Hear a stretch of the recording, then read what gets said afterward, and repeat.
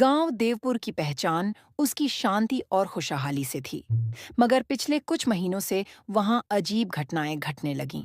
रात के समय जंगल से चीखने चिल्लाने की आवाज आती, पेड़ों पर उल्टी लटकती परछाइयां दिखतीं और कई लोग कहते कि उन्होंने लाल आंखों वाली चुड़ैल देखी है। गांव का चौपाल, सब गांव वाले जमा हैं। मैंने कल रात देखा था। नदी के किनारे कोई औरत खड़ी थी। उसके बाल खुले थे और पैरों की दिशा उल्टी थी। वो चुड़ैल ही थी। हे भगवान! मेरी बेटी राधा कल रात अचानक बुखार में तपने लगी और बार बार कह रही थी कि खिड़की से कोई उसे देख रहा है। गांव वाले एक दूसरे की ओर देखने लगे। डर सबकी आंखों में साफ झलक रहा था। यह सब उस पुरानी कोठरी का श्राप है। सालों पहले वहां एक औरत ने आत्महत्या की थी।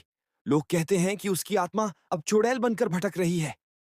गांव वालों ने तय किया कि कोई उपाय करना होगा, वरना गांव उजड़ जाएगा।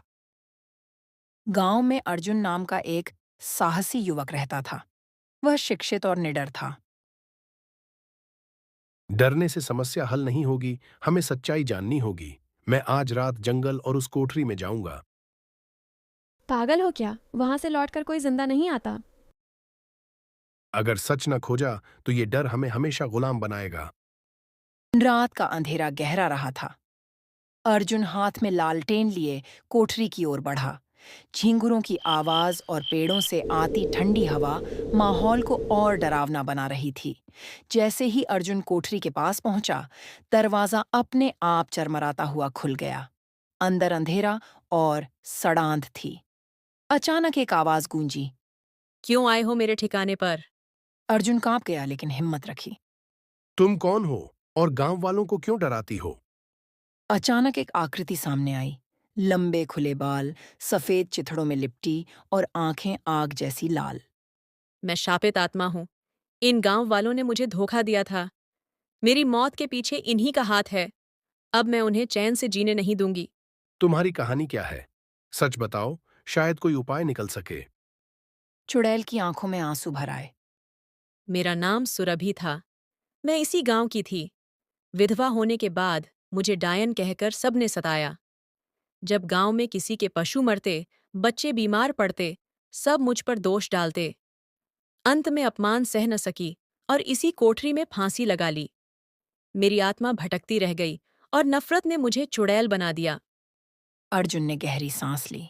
अब उसे समझ आ चुका था कि असली चुड़ैल नहीं, बल्कि समाज की क्रूरता ही सुरभि की मौत की वजह बनी थी।